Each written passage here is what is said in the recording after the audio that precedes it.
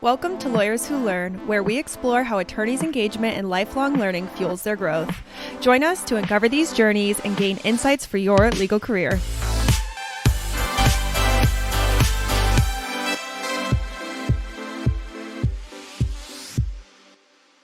Caitlin, welcome to Lawyers Who Learn. I am super excited to dive deep into your background and what you've done at Goodwin in professional development and the program that you have and so many other things. Thanks, David. Thanks for having me. I really appreciate it and looking forward to speaking. So when I started looking at your timeline of your career, I noticed something really interesting and cool.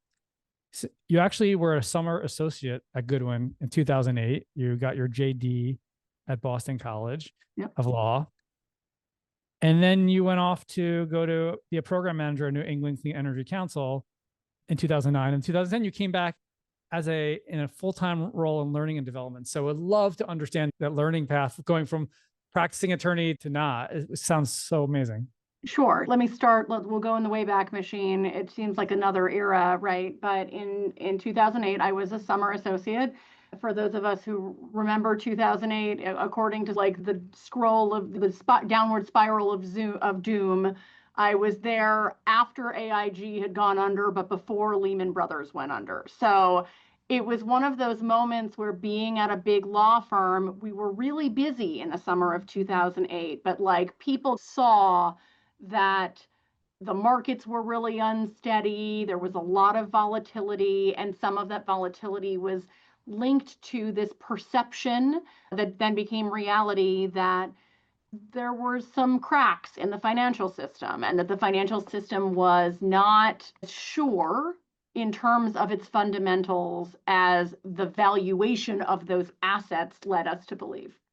So it was very interesting. I was working at Goodwin. We, at the time, did a lot of work in the financial services industry. I got to see up close as a summer associate places where, companies didn't even know what their risk profile was because they had so much information and a lot of it was decentralized, and trying to figure out where people's risks were and where their soft spots were in terms of their governance and other things like that was something that we were absolutely working on the front lines as a firm facing that industry.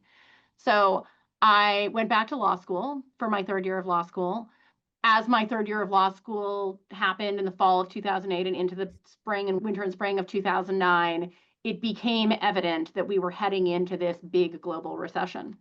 And Goodwin was sitting there going, we have 140 people who are supposed to be starting at the firm in the fall of 2009. And we do not have enough work for 120. We do not have enough work for 120 people. So Goodwin said, okay, we have to get creative here. And so what they said was, all right, we're going to split the class roughly in half. Half of you are going to start in January of 2010, and that's going to be, we'll bridge you in terms of loans and grants and whatever until then. Plan on eating a lot of ramen noodles. And the other half, we're going to farm out for a year. And we're going to place you with nonprofit entities and have you work for nonprofits that we already have existing relationships with, or nonprofits of your choice if you have an existing relationship. And basically, we want to, and they called it a Make a Difference Fellowship. They want you to go out and make a difference in the world. And I had the chance. I've been doing startup work at Goodwin. I was really passionate about clean energy and clean tech and the sustainability within the corporate sphere. And so I had the chance to go and work for this entity called the New England Clean Energy Council, which is now the Northeast Clean Energy Council.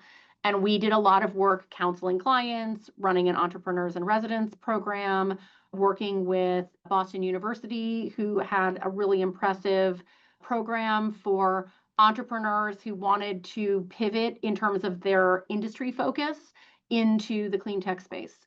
And I also did a lot of work around lobbying and figuring out how entrepreneurs and nonprofits could lobby at the federal and state levels for things like funding for clean energy credits, loans for clean energy related businesses, and so on.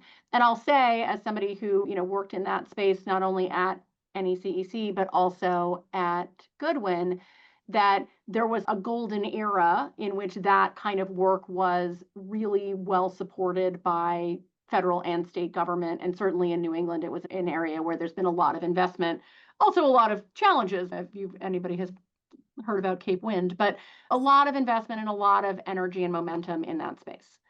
I came back after a year at New England Clean Energy Council, which was great. I learned a lot. I was the third full-time employee, and by the time I left, they had 7, and they've now grown to 20. It's a great organization.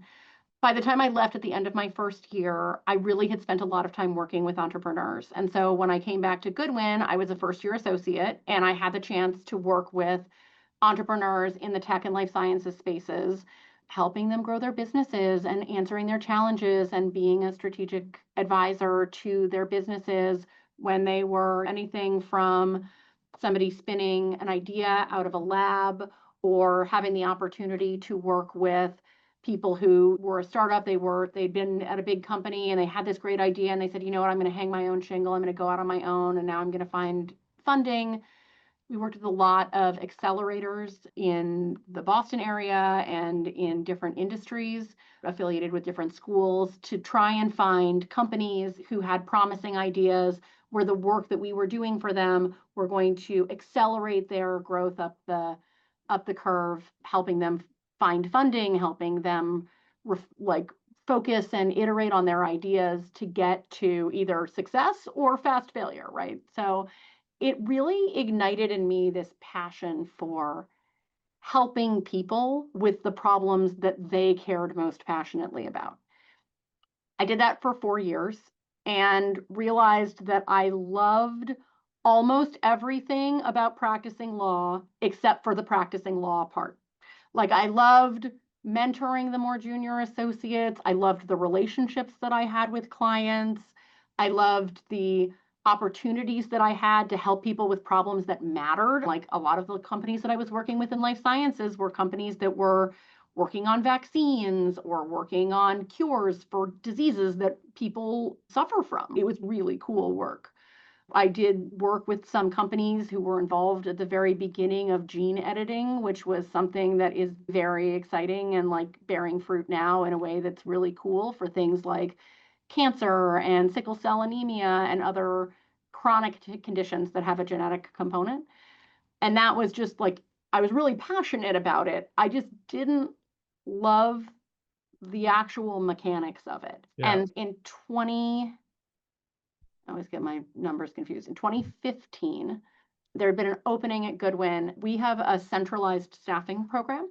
And so instead of just getting staffed either by a specific partner or sort of hallway staffing, Goodwin actually says all of our work, especially for junior associates, needs to go through a central staffing process and funneled out to ensure that we are staffing for opportunity and we are staffing for development. So it's not just, oh, you've done 37 trailer park sales and you've probably gotten really good at trailer park sales, but that is being an inch wide and a mile deep in something that may or may not have a lasting market impact. We want to make sure that we're staffing you so that you are a well-rounded junior and then you get to go deeper as you get more senior. And there was an opening on the attorney development team, which is the team that does that kind of developmental 1-to-1 ratio. And I had the chance to take that job and did that for 2 years and then moved into learning and development because, as is often the case, I was doing that work with our junior associates, starting to see some holes in the training that we had for our junior associates, and being a person who sometimes just rolls up my sleeves and fixes problems that I see rather than waiting for the person who's supposed to do it. I said, you know what, we're going to start running more training programs. And so that sort of bled into L&D. And I've been in this role for like almost 9 years. So and your current title now is Managing Director of Learning and Professional Development. That's an amazing story. Out of curiosity, when's the last time you told that story? Oh man, I told an abridged version of the Make a Difference Fellowship part to our summer associate class this year because it's something that has kept me at Goodwin because I feel like I've always had the opportunity here to not only feel like the organization had my back, but to feel like the organization was willing to give me a chance to do things that maybe weren't the obvious path for me, because they trusted that I would do right by the organization. And that mutual trust with your employees is something that is so crucial for the success of an organization. That is such an amazing story. I didn't expect it to go that direction and really shows the core values and culture at Goodwin to instead of saying, we can only take half of you, the other half go figure, you got to find another job. They said, no, we committed to you and actually you're going to have an impact.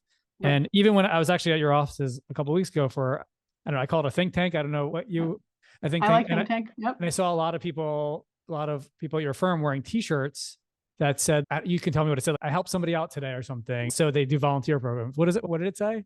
I would have to go back and look but it basically was about, we have a very strong volunteerism program in our communities. We have days of service for all of our offices.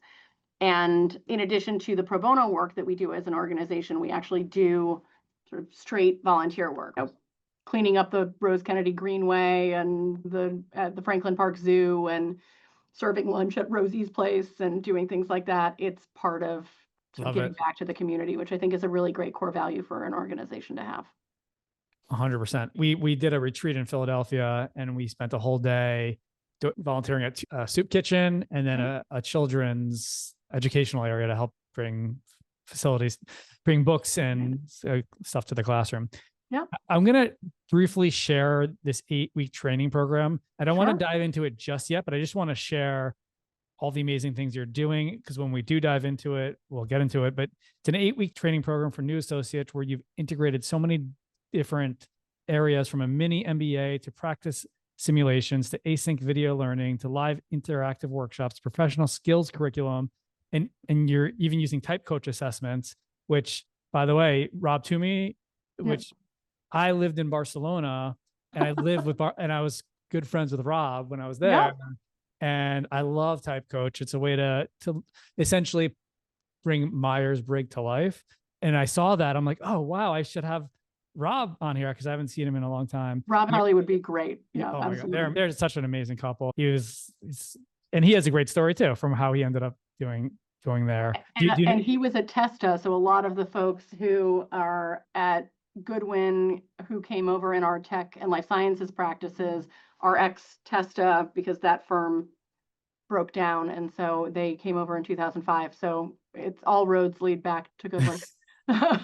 Always. And you're also using Hotshot, Practio, Ability, Type Coach. I recently watched a podcast you were on, the Geek in Review with Ian. And actually I saw Adam from Briefly on it. Yeah. I never heard of that before. It looks like a really cool platform. So we're going to dive into all of that. But before we do, you speak a lot, you're out there, you're well known, and you're interviewed a lot, and you talk to new associates. Is there, when you think about your learning development and just in general, your career, is there anything you wish somebody asked you about your journey, or wish they talked about more, or wish you could talk about more? It doesn't have to be about your journey that you don't get to. And if so, like, what would that topic be? And maybe we'll dive into that for a little bit, or maybe not. That's a really good question. I think one of the things that is really challenging, but also important about being in having the perspective that I do, which is working at a law firm, being trained as a lawyer, but not working as a client-facing lawyer at the firm, is law firms have this very funny way of thinking of defining success. Let's go with that. It's a current model that looks like a pyramid. So we bring in 100 and something first years every year, and we make 20, 30 equity partners. So obviously the ratio is not everybody who starts at the firm is destined for equity partnership. And that is true across every big law firm, right? But we don't do as good a job as I wish we did. And I wish that somebody had said this to me as an associate who was thinking about what my career would look like. We don't do as good a job as saying, look, what's important is how you define success for yourself. And finding a place where you feel like your passions and your strengths are going to be best utilized. And that could be at this organization, and that could be at another organization, like a client or working for the government or going to a nonprofit. But because we've created this pyramid where the top of the pyramid is equity partnership, and this is true across every law firm, this is not unique to Goodwin, we just don't do as good a job as we should be doing thinking about how we help people define success in a way that makes them feel like they are best positioned for that. And I think that's going to be particularly important as we think about the rapid technological and other disruption that we're about to see in our industry, that, we have to get past the idea that the only, quote, successful path is a path that goes to equity partnership. Because not only are we going to have all of the paths that have traditionally been available to lawyers who started at a firm, but who don't want to be equity partners, we're also going to have a lot of other paths, even within a law firm, that are not the same paths that have been trod by the people who are now currently partners. And I think that's a really cool opportunity if we view it as such, right? But I wish somebody had said to me, and actually, one of my mentors, Ann Moulton, who's still in attorney development here at Goodwin, said this in not quite these terms, which was basically like, you're going to have a long career. So you should do something that you care about and that you're good at. And while I think Goodwin has given me a lot of opportunities to push what I'm good at into new areas, it was really good advice then, and it's even more relevant now because there are going to be so many more opportunities than there were when I was coming up. And so I'm really excited about that and really passionate about it. But it's going to require a little bit of an organizational and industry reframing about like, how do we define success broadly? I love that for two reasons. One, an interview I did maybe 20 interviews ago was with Fanny Fetterman from Baker Hostetler. Yeah. And do you know her? Or, okay. I know her by reputation. Okay. Yeah. And we went to law school together. And what was so amazing about that, I saw her title said of counsel. Mm-hmm. And I asked her, well, why does it say of counsel? And she said to me, I realized early on, even in law school, I wanted to have a well-balanced career in life. And early on, she realized she did not, like when she went to Baker or somewhere else, she didn't want to go on the partner track. And so she had a conversation with somebody and they said, you can either go the partner track or the of counsel track. And so she said, what's that? She said, similar, but it's less time and more in your well-being. And it was so interesting because during COVID, she moved to Boca and she was working part-time, and she's a part-time because she has young kids, and she was working remote. And we did the interview. And then after the interview, she was really nervous. She's like, can you send this to me to get approved? Because I don't know if they want to advertise that I'm part-time remote in Boca, because they don't really do that so often. So it went through all the layers of approval and they said, yep, go let everybody know this is what you're doing. This is great. And I think that's when I saw that, I'm like, yeah, that's when I learned of counsel. Is that a normal track? And somebody's, I don't want to do. Sometimes people come in from day one and say, I don't want to be partner here. I want to leave it. I want to work 9 to 5. Can I do that? Can they do that at Goodwin? So we have 2 programs that are relevant to this question. The first is we have something called our FlexWork program. Our FlexWork program basically says you can do bespoke, less than full-time arrangements with the firm. When I started at the firm, we didn't have this yet. And it was like, there were a few people who were 80% time, who worked 4 days a week, or 80% time. They just took on a lower case or matter load. And when I was still an associate, Goodwin rolled out a really great program, and it's called our FlexWork program. Roughly 10% of the firm is on some kind of FlexWork arrangement. And that can be anything from a reduced hours target to working non-standard hours, but working full-time, to working a set number of days per week, to working less than 100% in the office, meaning 3 days a week in the office. And what I think is cool about that is there's a standard process, but there's a standard process that involves a lot of conversations about what the person's goals are. And then the firm works with that person to create a bespoke opportunity for them to accomplish their goals in a way that also works for the firm. The firm, there's often some back and forth, right? It may be, look, you can be 80%, but if you're on an IPO and the IPO is closing, you can't log off at 4:30. There's an expectation that when we're on, we're fully in with the clients that we're in with, but you'll have a lower hours threshold. So you'll be in fully on a smaller number of matters. And I think it's really cool. I have seen over the course of my tenure many partners who have made partner being on less than 100% FTE flex work arrangements. And that's something that to me is where the rubber meets the road. Yeah. So that's one program. The second program is we do have what we call our professional track program, which is if you are interested in staying at the firm and there's a business case for making you we have a department attorney role, a senior attorney role, and a counsel role. And similar to of counsel, those counsel roles are basically a career role. You can go from counsel to non-equity partner to equity partner, but there isn't an expectation that happens after a certain amount of time. It's based on the business case and your desire as a counsel to throw your hat in the ring to want to be an non-equity partner. And the reason that we did that is twofold. One is there are a number of different areas at the firm where the rate structure looks different for our professional track than an associate rate structure or a partner rate structure. Yeah. And so that can be helpful because we really want to have I can't think of a good example, an e-discovery practice. But e-discovery is a subject matter expert niche, and it's not one where they're going to pay seventh year associate rates for the people who are experts because of the economics of the business. And so we have senior attorneys and counsel in those roles who are experts, but are not billing out at the same rate that our senior associates would. And the second is we have lots of people who are counsel or senior attorneys because they chose to come off of that associate track and said, I want to be in a niche, or I want to have more control over my hours related destiny, often in conjunction with a flex work arrangement, who've said, that's what I can do.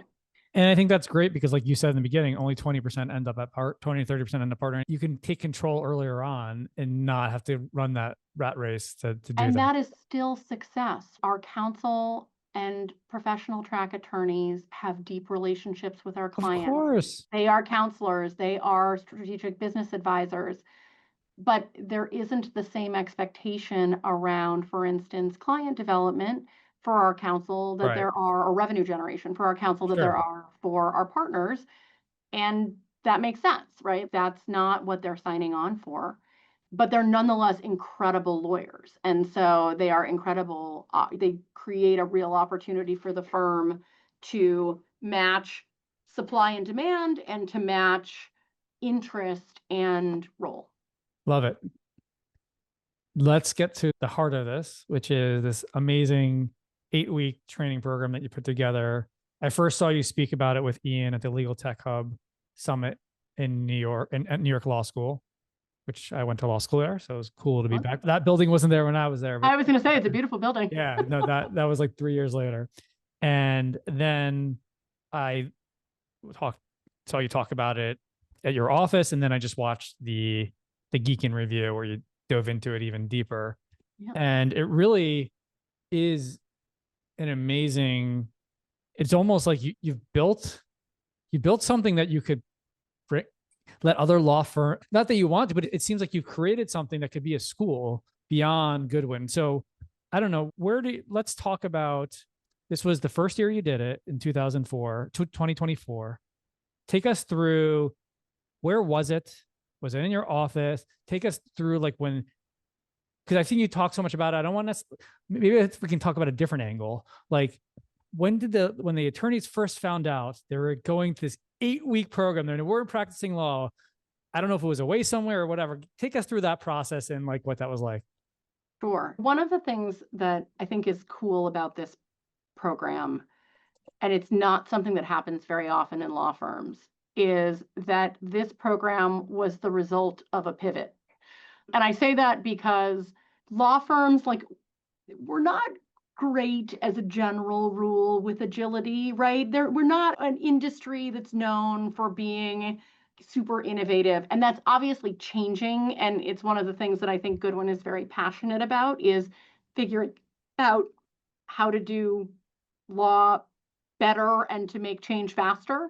But we were presented with an opportunity, which is that at the end of 2022 and into 2023, we'd had a little bit of a slowdown, as had many firms in the industry. We saw an opportunity to think about how we brought our first years in a different way, in part because there wasn't that kind of surge for demand for that first year time. And so the opportunity cost was a little bit lower. And it was actually in 2023 that we first started this. We've now done it for 2 classes, and we're doing it for a 3rd class in 2025. Okay.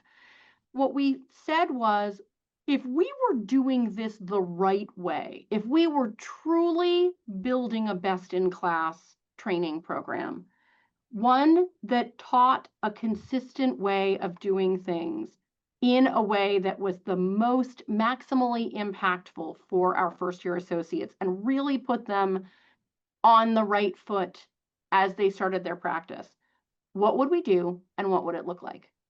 And members of my team, members of the firm's management, basically sat down and sketched it out, not quite on the back of a cocktail napkin, but probably on a whiteboard. And we said, okay, what would the components be? We said, all right, obviously technical legal skills, sure, right? That's the baseline. But also business skills, because we know that our most successful attorneys think about strategy the way that our clients think about strategy, and can have conversations with our clients where we serve as a strategic business advisor, not just a legal technical expert who takes them through a process. As one of our partners here said, we don't think about the world as having legal problems. We think about the world as having business and people problems that have legal solutions, right? And the legal solution is one part of the solution, but oftentimes there's more than just that in order to truly have a true end-to-end business solution. So that was a really cool opportunity.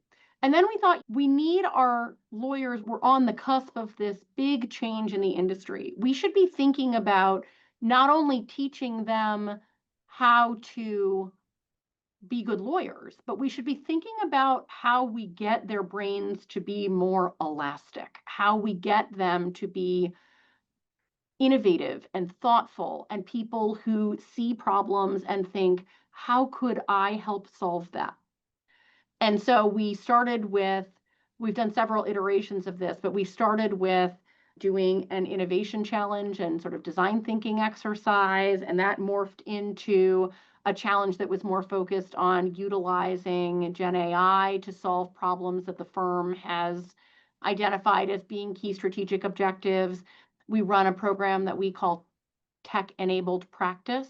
So it's not just, oh, you have this tech and there's a stack on your desktop that nobody actually uses, but actually thinking about how you embed tech and other efficiencies into the process, into your daily practice. And then we also did a whole session on what I would refer to as crucial professional skills. So one of the things that we've been thinking about, and David, you and I talked about this a couple of weeks ago when you were here for that think tank that we were referencing earlier, was if the way that we practice the technical aspects of law are going to change, what are the crucial skill sets that remain that we have to start teaching now? Because in order to be an expert 4 years from now, when all of that technological change has happened, you have to start building the foundation, right? And we said law is fundamentally a relational business. And if we are not teaching relational skills, we are not setting up our lawyers for success. And obviously, different people come in with different levels of experience, different levels of EQ, different levels of self-awareness. You referenced Type Coach earlier. We use Type Coach firm-wide, not just in the first year program, as a way to talk about working across difference and working effectively in teams. And we think it's a really important methodology to talk about how people have differently wired brains, and there's no right or wrong way to be wired, but you have to be able to translate between the way that your natural preferences and somebody else's preferences. We also taught them things like communication skills, time management.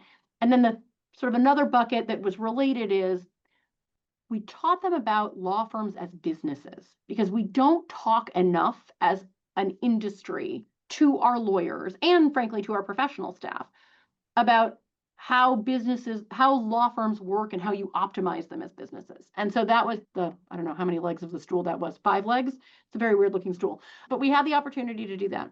We basically drew it on a whiteboard and we said, okay, how much time would we need to really teach this? And we said, you could do that in 6 months. Okay, we don't have 6 months, but could we, if our first years always start in late October, could we do it between then and the end of the year? And then start the first year's on billable work in January. And we looked at the numbers. We said, all right, if we did roughly 45 hours a week of content, we think we could get through all of this in 8 weeks. And then we went to our leaders and we said, we have this crazy idea, but we think that this would be a differentiator. And we think that this serves as a model for how we should be thinking about training, not only for our first years, but we should be thinking about training for all of our lawyers. And they said, you know what, like, this is the moment to try this, and we'll iterate on it and figure out what works and what doesn't work. So I'll give an example. When we first started this process, we had this really long, fulsome innovation challenge. And after the first year, we realized it was something that it needed to be less abstract for them. It was too theoretical, and we needed to get a little bit more succinct and wrapped into the work that they were actually going to be doing.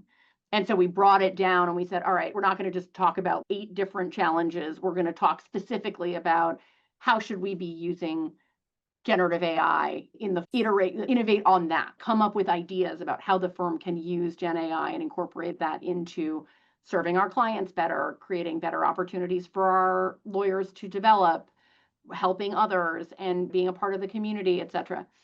It was so great. The ideas that these first years had coming into this process they were so smart and thoughtful. And whether the ideas were things that ultimately the firm decided to do or not, just getting them to think about how the firm was their client, and these were solutions that the firm needed, these were problems that the firm needed help solving, and that they themselves were invested in solving it. That's a really magical alchemy of feelings and skills. Was this held on site? So we ran basically a boot camp at the very beginning where we kicked it off, and then we iterated organically. And then at the very end of the session, we had the finalist teams come and do a live pitch to firm leadership, and they picked a winner. That's awesome.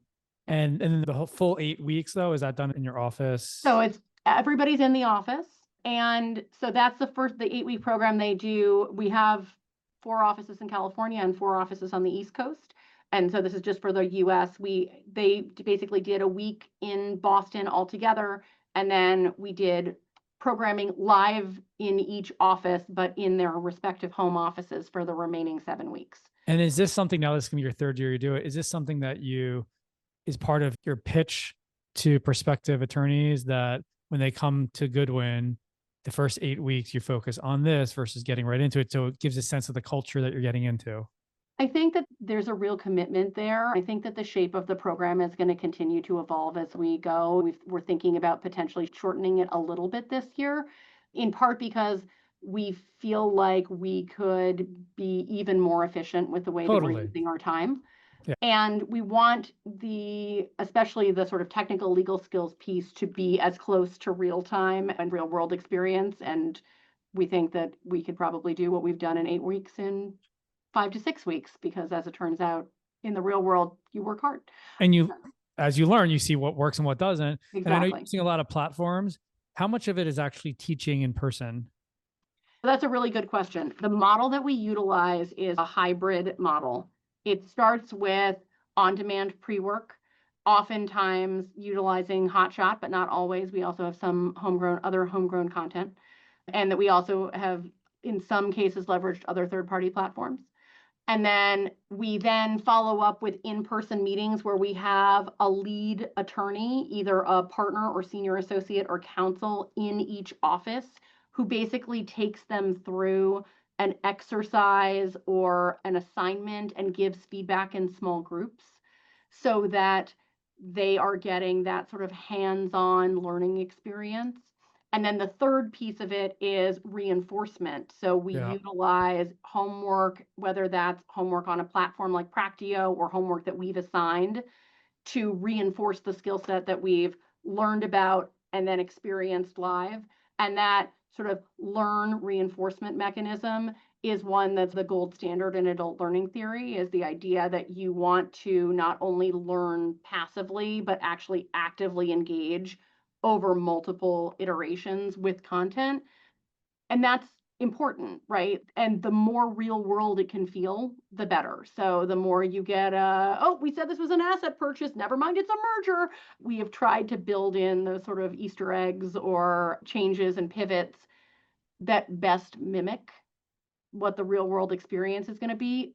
But with the hand-holding and guardrails of experiential learning, you can understand the why of the decision-making and the how you do it so that you don't feel like the first time you're learning something is when you're stuck in the middle of it in a real-world scenario and you're not sure where you can add value. There's so much there because I recently had Connor Grennan on a Lawyers Learn. I think he was at the same summit. I don't know if you saw him speak there. He's a professor at NYU Stern Business School, but he runs the AI Mindset Law course as probably one of the best thought leaders in the area. And we were having a conversation about what can AI not mimic? And I actually saw you talk about it on the Geek in Review. So it was like great to see other people talking about it.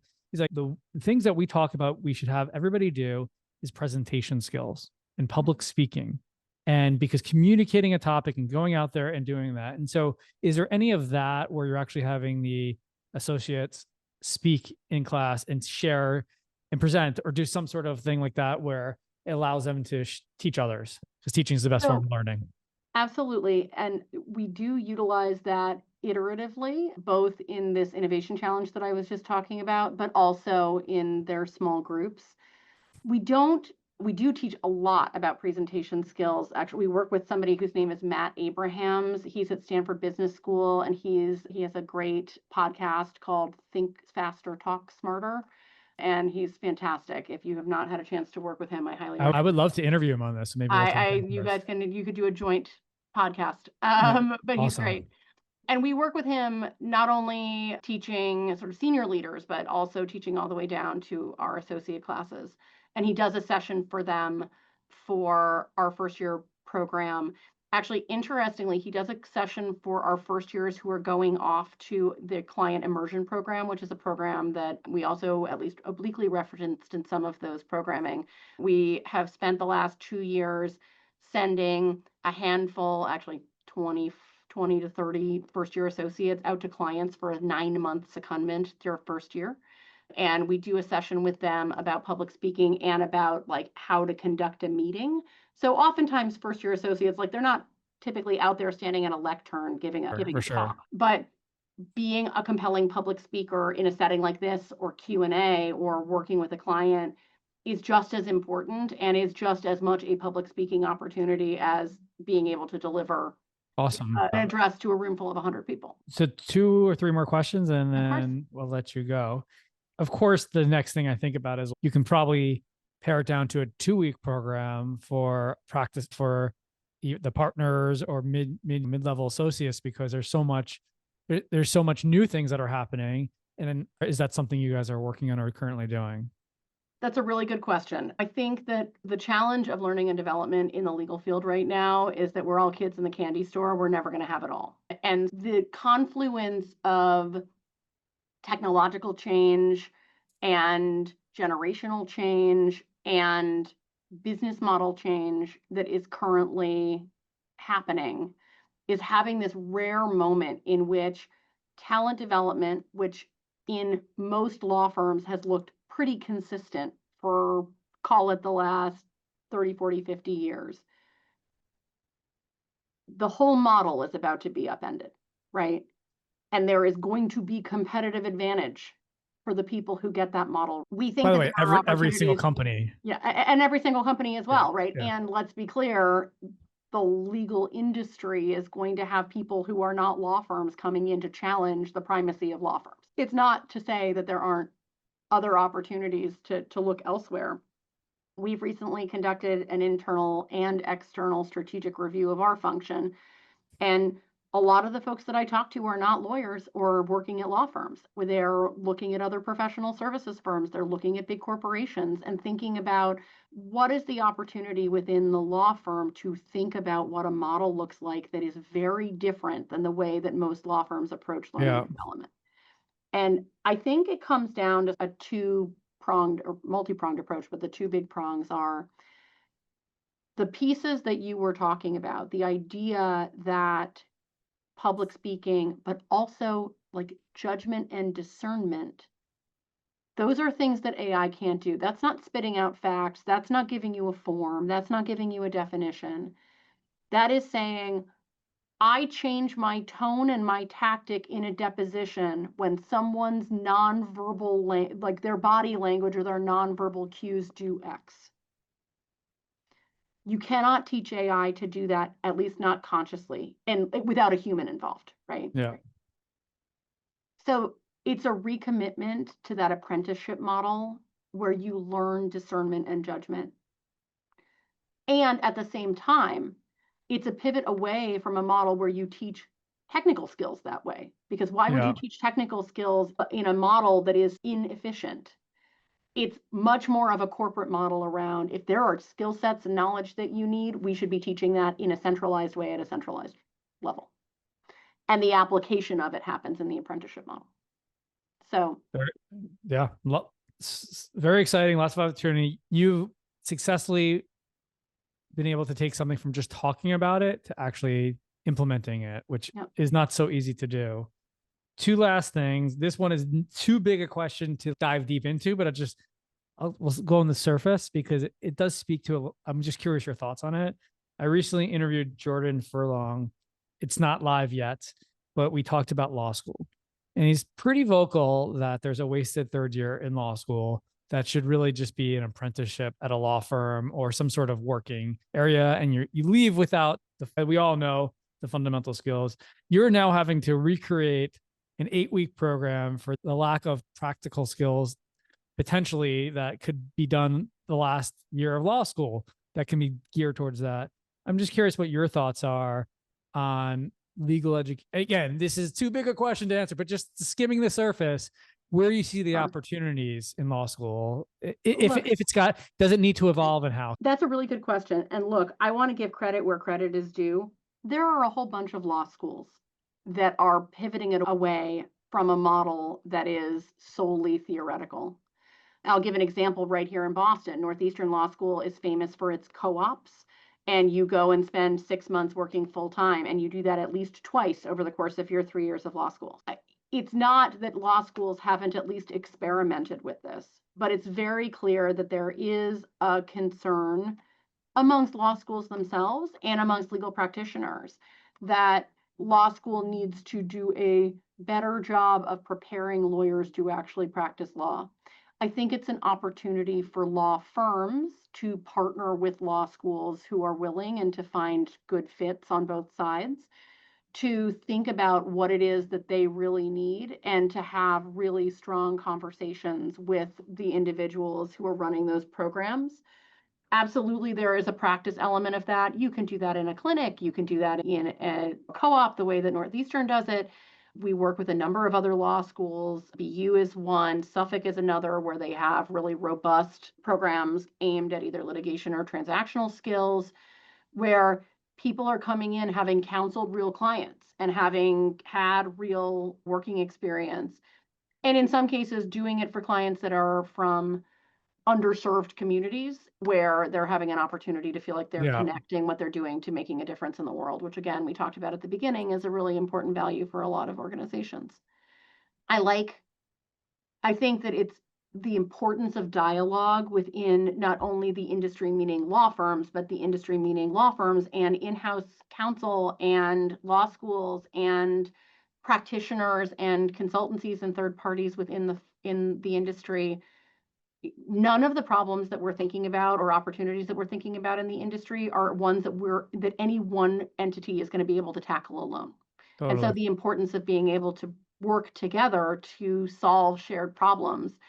It's not the way that firms or law schools or third-party consultancies necessarily naturally work, because you think, these are my competitors, why would we collaborate? But it harkens back. My husband does research in medical malpractice and patient safety, and he says one of the cardinal rules of medicine is that we don't compete on patient safety. You don't say, I have an idea about how to keep patients safer in my hospital or in my specialty, but I'm not going to share that because I don't want the next guy to be as safe as I am.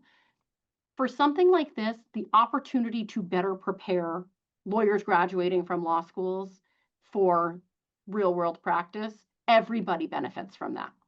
100%. And I think that's a real opportunity for us as an industry to work better together. I love that quote because it can be applied so much. If I had a prediction that, or what I would love to see, I would love to see, and obviously it will hurt a lot of law schools, but law schools being gone from 3 years to 2 years, the same way your 8-week program is now going to be 5 weeks.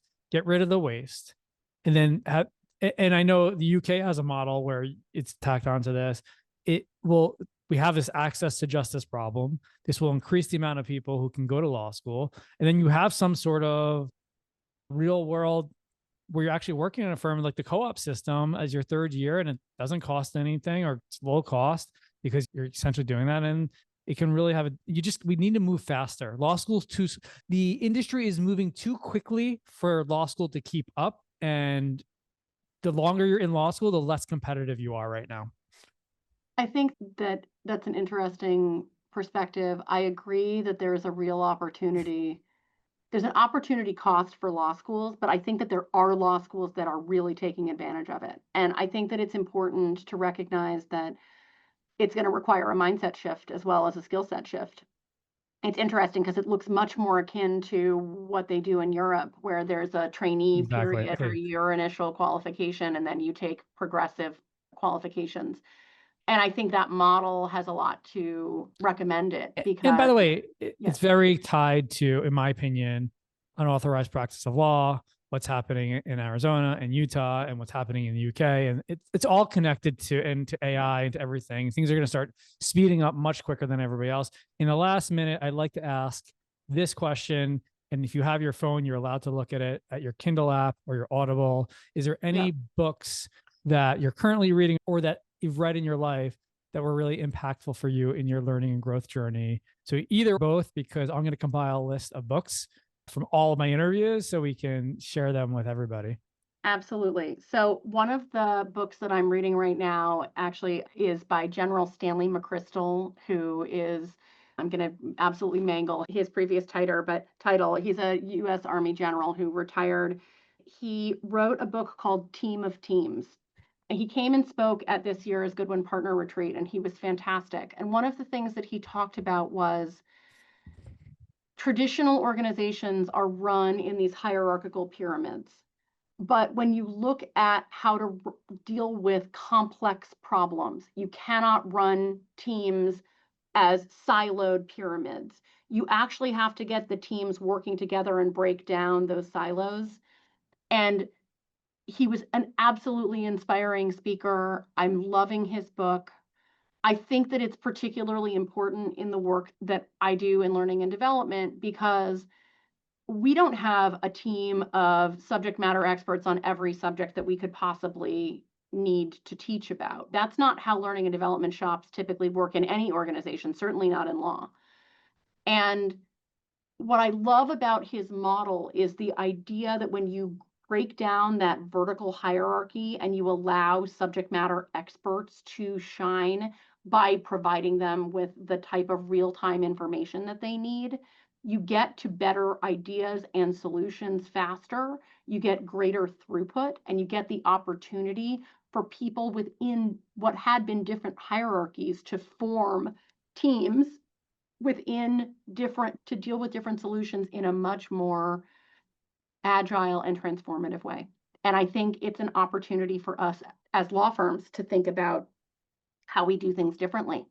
And I think that it's a real opportunity. And I'll say this, I think it's particularly an opportunity to have lawyers and non-timekeepers working together to solve problems, because I think that is an area where whatever you call your professional staff or your operations team or whatever that looks like in a given firm, there's a real opportunity. And we feel very lucky. I feel very lucky at Goodwin. That is the culture that we have of Yep. not feeling like that kind of silo is important. But I think there's so much opportunity for us to be thinking about teaming differently to address complex problems.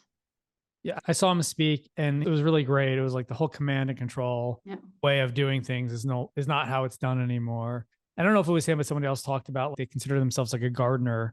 They put ideas out into their teams and they dig it in and let it grow on their own and put it out there. And so there's lots of different ways to do it. Sometimes it gets overwhelmed because there's so many great opportunities to do it. I just want to say, Caitlin, you're such a great speaker. You have such clear thoughts that are full and complete that at some points I was like, wow, it's almost like I don't even need to be here. You do it. No, you do it so well. We can edit me down. No, but on every topic, and you obviously you talk about this and all these different areas. So I really appreciate the complete thoughts, the well-rounded different areas that you've covered. And I know people will get a lot of value both in the PD space and for lawyers as well. So thank you for your time. Thank you, David. I really appreciate it and looking forward to seeing the full episode. Yeah, me too.